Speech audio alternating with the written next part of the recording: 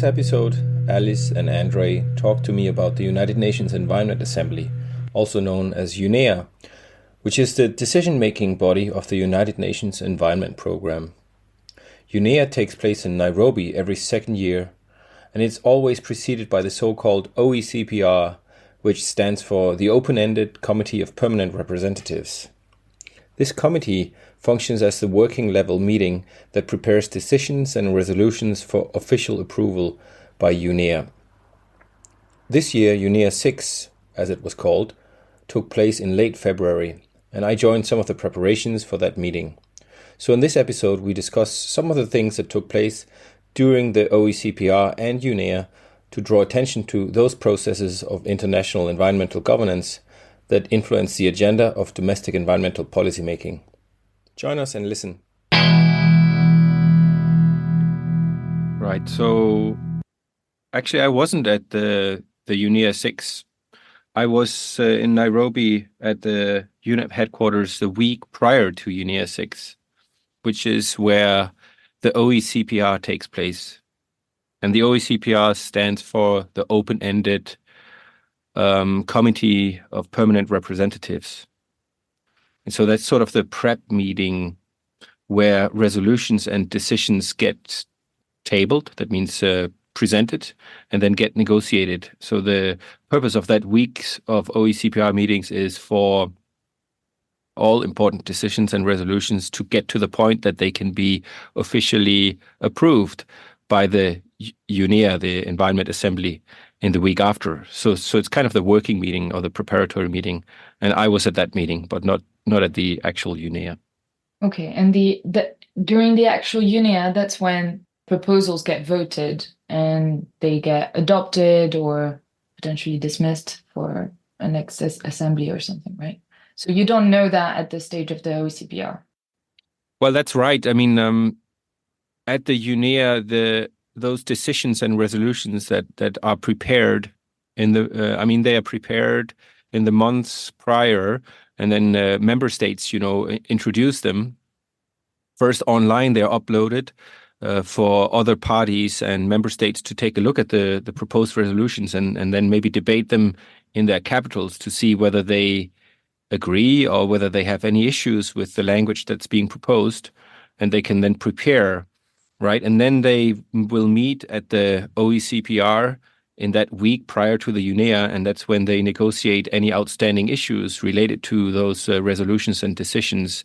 And then in a perfect world, they become rubber stamped, meaning they sort of become agreed. And then at UNEA, the official gaveling, that means the so-called hammer, it goes down and officializes the decision or resolution. And you said voting actually just now, and in fact, it's a little bit of a sensitive issue. In theory, it is possible to have a vote on any of those decisions and resolutions, but it hardly ever happens. Those decisions are always taken by, almost always taken by consensus.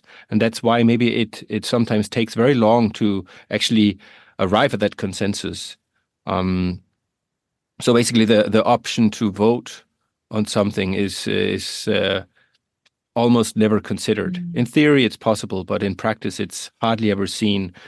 How do you know that you've reached consensus? It's when no one has any additional comments to make about any of the resolutions or decisions? Right. So during the OECPR, and I should also say, so the OECPR is sort of considered the working meeting to prepare for the decisions to be agreed during UNEA, right? But what happened this year was that for several reasons, the OECPR didn't finish its work. When its mandate concluded by the end of the week, there were no resolutions that were ready to be agreed. Despite negotiations over several days and several late nights, the member states had not been able to get to the point where they had consensus in all the paragraphs of those resolutions, and that's why actually the negotiations continued during the week of UNEA. It's a little bit complicated. Sometimes when there is no mandate to negotiate, it moves out to different formats they can either be called contact groups. That means groups of countries that get together and discuss particular issues that they disagree on, or they can move out to also negotiations. If you look at them, they aren't any different than formal negotiations, but they're called informals or informal informals. That means officially they can't agree on anything, but they can still go over the issues that they may disagree on and find language, find that compromise language. So basically, to answer your question, consensus is arrived at or is achieved once nobody has any issue with the language in the resolutions anymore. And this can be language that is difficult to agree on, has something to do with what is required of member states, and if that's anything that goes against their national priorities, can have something to do with finances, can have something to do with what responsibilities are ascribed to different member states in the text, and so on, or whether they simply have an interest in the issue or they do not have an interest in the issue. So various items can get controversial there. Simon, just before we move on, I'm curious about that whole kind of format. So you said the OECPR was kind of preparatory meeting, but including all of the same countries, right? So it was a full complement of countries. And then the contact groups that you mentioned now, those are sort of breakaway groups, which are sometimes not all of the countries, right? It's sort of very often the ones that are interested in the issue. So you can understand, okay, you're giving a thumbs up there. So, but my question is, I'm not sure if you know about this because I'm thinking about similar things in the CBD context. In the lead up to the last CBD COP, there were a series of meetings like the OECPR. All of the parties were involved, and for precisely the same reason, to kind of prepare some of the big decisions that were going to be up for adoption at the COP. And in both cases, in the case of this working group for the CBD, which had like 3 or 4 or 5 iterations, and in the case of the OECPR, I'm wondering, like, what is the difference? What is the difference between those and the COP itself or the UNEA itself? I can understand the difference between the contact groups and the COP or UNEA, but what is the difference, if between these preparatory meetings and the event itself? Yeah. So I think there are a number of differences, and I'm sure that several of them I don't know, but some of those differences relate to who is actually at the meeting. So, for example, you will have chief negotiators or high-ranking government officials, at the director level or higher, people that are negotiators. They come to the OECPR and negotiate their resolutions or for or against other resolutions. So it's the working team that comes from the capital city, and it often also includes people from the embassies, whether or not the nation has an embassy locally represented in Nairobi in this case. So there'll be people from the embassy and people from the national delegation, from the ministry. In the case of Japan, like Ministry of Environment, Ministry of Foreign Affairs, issues that relate to perhaps food and agriculture would be Ministry of Agriculture. Issues that relate to technology would be a ministry dealing with technology. So either in person or dialing in online. But it would be sort of the people that work with the substance, right? But they are not mandated to actually make the political decision. So that means in the week after that, in this case, during UNEA, you would actually have ministers or vice ministers come, and they are mandated to politically approve what has been prepared. Which those people that work really hard, I mean, I'm sure they all work hard, but those people that work really hard in the prior meetings actually are not officially mandated to make the decision on behalf of the country. So I think that's the main difference, really. But practically, in this case of UNEA 6 this year, where where no decisions or resolutions actually were ready to be agreed politically during UNEA, they continued negotiations during UNEA.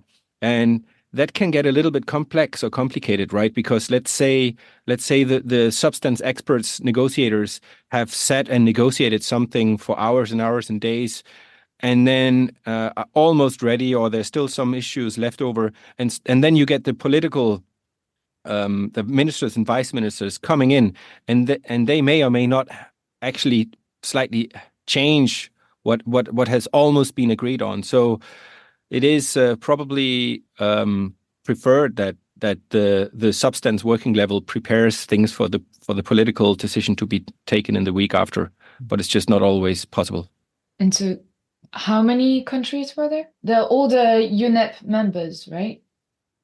Right. So UNEP has, since 2012, has been endowed with universal membership. So that means all states that are members of the United Nations are automatically members of UNEA or have a seat at UNEA. So that's I think this year there were probably not all countries are always there, but somewhere between 180 and 190 country representatives were there this year for UNEA. Okay, and if you said sometimes not all countries are there, so does that mean that sometimes other countries that may be part of an alliance may represent them, or how does that work? Yeah, actually, I don't know exactly which countries were missing, but I read somewhere that 180 heads of states or country representatives were there. So obviously some were missing. I do know, for example, that Bolivia, the Latin American country, they proposed a resolution, but they proposed it online. So I think that actually they were not there in person at any point. I don't think that there would ever be a case where a nation's interest is represented by a group of countries. I don't think that they are due to their own sovereignty. I think that would be a no-go. They wouldn't be allowed to do that. But indeed, you're right that often countries enter into alliances around certain or groups that support certain items or certain causes and negotiate together to maybe lend greater gravitas on certain areas. And you have examples of that. For example, you have JUSCANS, which is Japan, US, Canada, Australia, New Zealand. I assume that they would discuss informally their positioning on certain items. And then when it comes to the official negotiations, it's sort of a strategic approach, right? That might be helpful. And on the other hand, you will have G77, which is a greater group of more than 77, by the way, a greater group of emerging economies and developing countries that also coordinate amongst themselves on their positions regarding different items. And they do that in UNEA, but I'm sure they also do that for the Convention on Biodiversity or the UNFCCC and every other multilateral negotiation, really. Right. Yeah, Simon, just quickly on the groups point, I was curious actually, in the CBD context, you said that countries are more likely to kind of speak independently about issues of national interest. In the context of the CBD, the Biodiversity Convention, it's interesting that there are certain countries that almost always speak on their own behalf and not on the behalf of their group.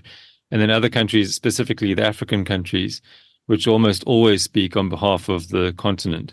So that's kind of it's a bit of an anomaly, but is that not the case in UNEA? You don't hear Africa speaking usually on behalf of the continent rather than individual countries. It's a bit of a specific point, but I'm curious to know if it's the same in UNEA as it is in the CBD. I don't know how it went off in UNEA because I wasn't there, but so at a very general level, I can say that I did hear instances where African countries negotiate on behalf of their own nation only. But also there were cases when relevant, I assume, when relevant that they speak on behalf of the African region. And often this happens when it's a topic of interest, of regional interest, or maybe there has just been a regional conference where some relevant outcome has just been made, and so they will present that same regional position when it's relevant. Okay. And do you also have, I mean, I don't know if they're present at the OECPR, but do you have people from the civil society or experts? I mean, you're one of them, or the private sector who are present in the negotiations both before the UNEA and during UNEA? Yeah, civil society is there. Okay. Civil society representatives were there during the OECPR, so that means the 9 major groups and other stakeholders were there and provided inputs and were allowed to speak during the negotiations. I did not see the private sector, but if you look at sort of the things that happen on the sidelines of OECPR, but especially the UNEA, there are many events and things happening, so-called side events, but also events dedicated to other stakeholders. And I think there's something called the Science Policy Business Forum, in which science policy interface, but also the interface between business and policy are at the focus.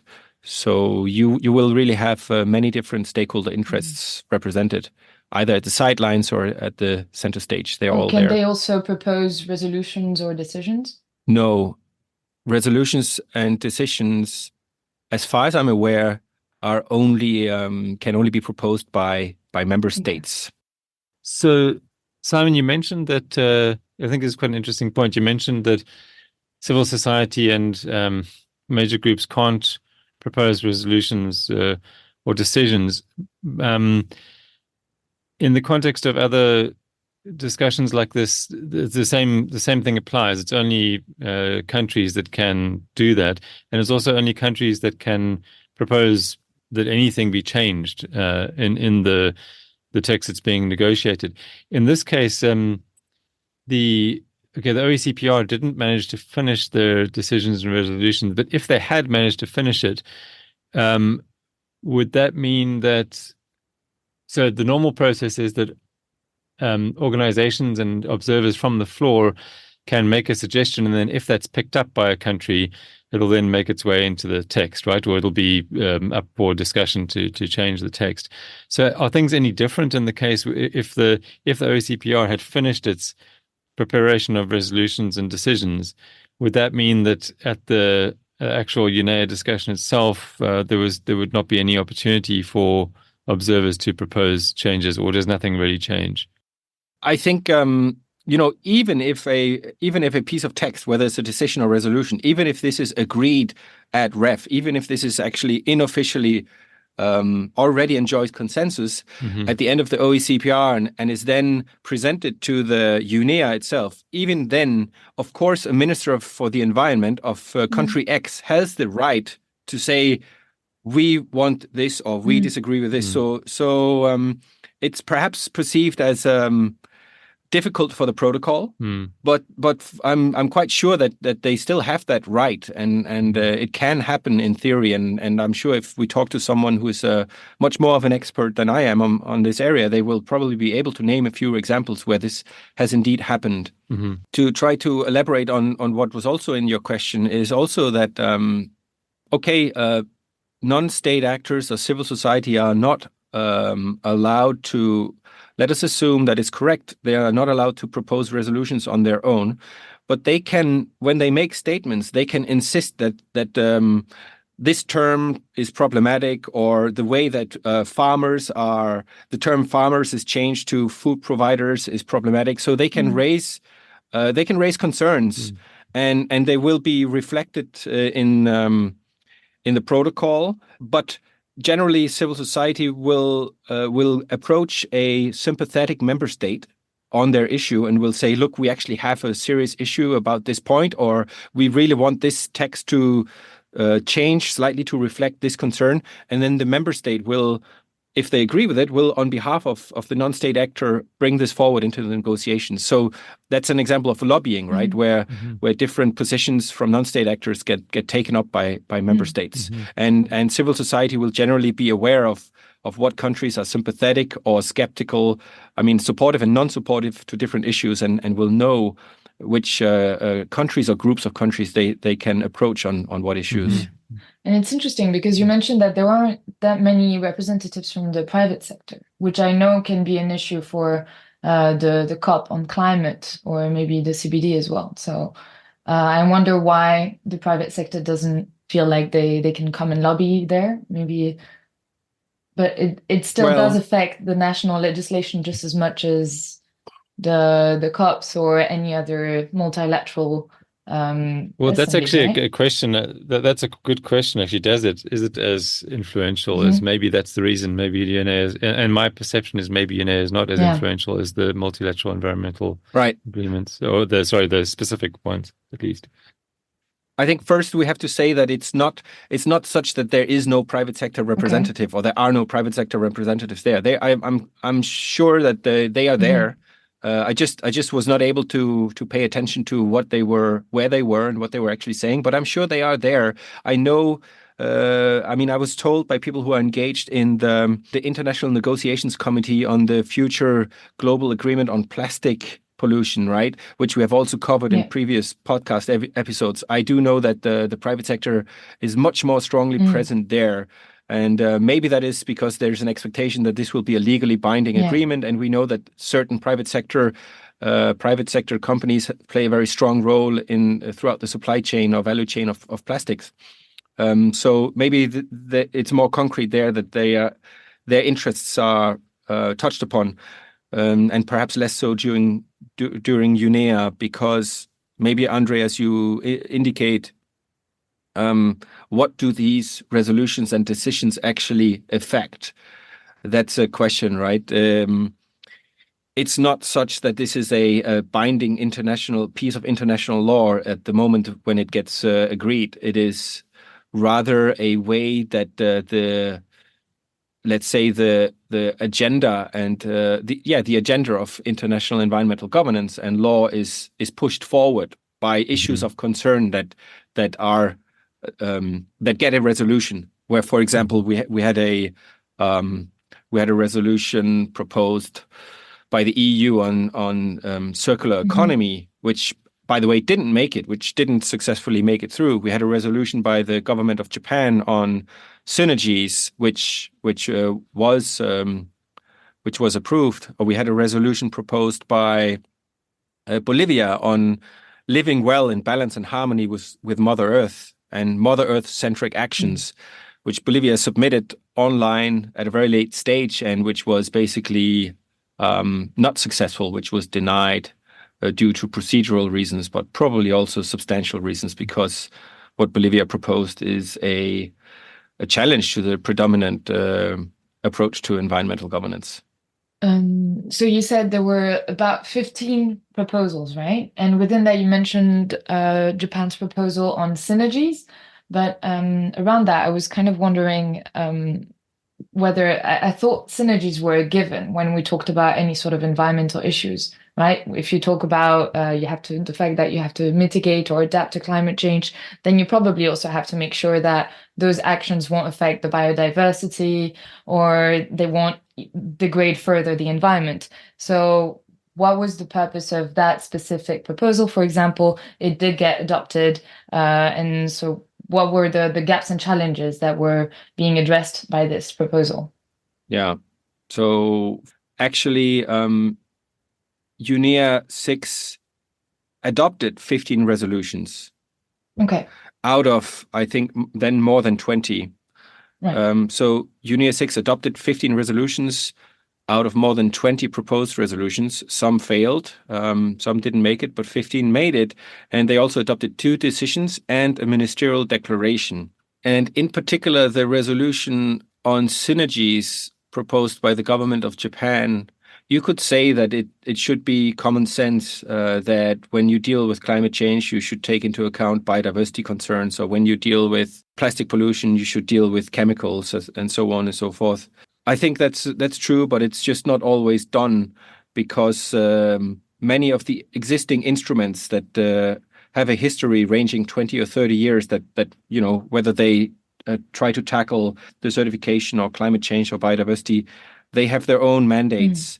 And increasingly, I think, as we have moved our understanding of the environmental challenges and problems and crises, if you will, over the last decades, we are realizing that these are all part of the greater system, Earth system, that need to be addressed in a synergistic manner, so that we try to avoid creating new problems when we address one problem. I think it has to do with that. And it also has to do with the fact that, if, for example, increasingly it seems difficult to address only climate change mitigation without also taking, for example, climate change adaptation concerns into account.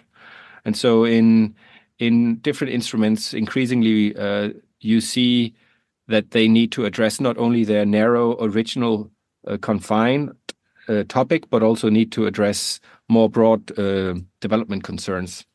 I think that's part of the demand for a synergy. A resolution on synergies. Okay, that makes sense. But then how exactly would they try to address that? Would they have a separate body, or is it just you're all agreeing that this is something that you have to take into account whenever you're tackling one issue related to environment? Is it kind of just a broad agreement, or do they actually have concrete measures that will be in place in the future as part of UNEP strategies? Right. So I think in the beginning, when the draft resolution was proposed, it might have had more concrete, proposed bodies or processes or mechanisms. But as it underwent negotiation to arrive at the point of consensus, it was watered down, just like all other resolutions and decisions. So many times things that were concrete in the beginning end up being quite generic and vague at the end of it, due to various reasons. Because you may not want to agree on setting up a new body or process on identifying synergies, because there are some countries that say, hey, wait a minute, we already have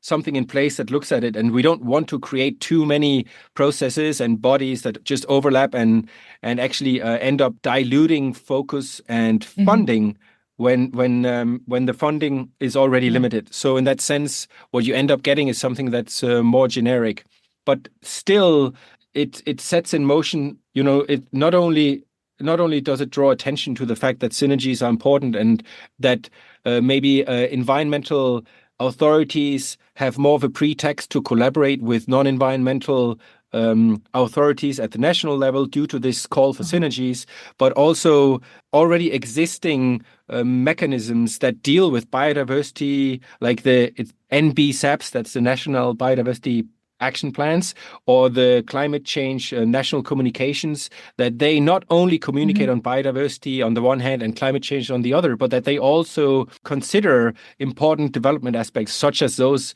within the Sustainable Development Goals and so on. So it's basically pushing existing governance mechanisms to also consider other aspects. I guess that and just kind of following on from what Alice was saying, that call for synergies would probably be more necessary when you're looking at more specific multilateral environmental agreements. So within the CBD, there's a tendency to think only about biodiversity, or to kind of maybe not think enough about the other factors that need to be considered. In the case of climate change, it's very climate focused, so they might forget about biodiversity. In the case of UNEA, you would expect that all of these things would already be taken into account, right? So I guess that's part of the reason why you're asking that, right, Alice? And I guess that in Japan's case, I guess that what they were thinking was just to make that more explicit. So UNEA should be all about synergies, but it's maybe not necessarily made explicit. And I guess what they wanted to do was to have text that was really kind of spelling out this sort of fundamental principle of a environmental assembly that's meant to consider all of these different fields of environmental concern. Yes, but you also have to. There's also some distinctions, right? It's actually not that UNEA, like the event, has to be synergistic, because that's just a week-long event that brings together decision makers on the environment to make decisions on the environment, and then that's over. It's actually it's actually environmental governance. Everything else that happens the other 355 days per year around the world that should take a more synergistic approach. There's that aspect. And then there's also the aspect of competition for attention or encroachment of mandates. For example, you have all these different multilateral environmental agreements that are legally independent and by mandate to different extent independent from what UNEP is doing. And the purpose with the synergies is not to create a UNEP umbrella that embraces everything else that's happening, because there are lots of pros and cons to doing that. So that's also not the purpose. The purpose is to retain the independence and focus of the different governance instruments, but just to have them separately consider their links to other environmental and developmental issues. How that's done in practice is, of course, much easier talked about than done. And I think that's one of the purposes why such a resolution might be helpful, to just notch things forward in taking a more holistic approach. Alice, can I just ask one additional question about that particular resolution? And Simon, I know that you might not know it in super detail, but I was curious about the degree to which they talk about trade-offs. in that same decision, which is kind of the other side of the coin of synergies. Do you know whether trade-offs are also addressed there, or is it very optimistic and looking at win-win scenarios, which are very seldom realistic? It doesn't in detail, as far as I'm aware, tackle the trade-offs or deal with the trade-offs.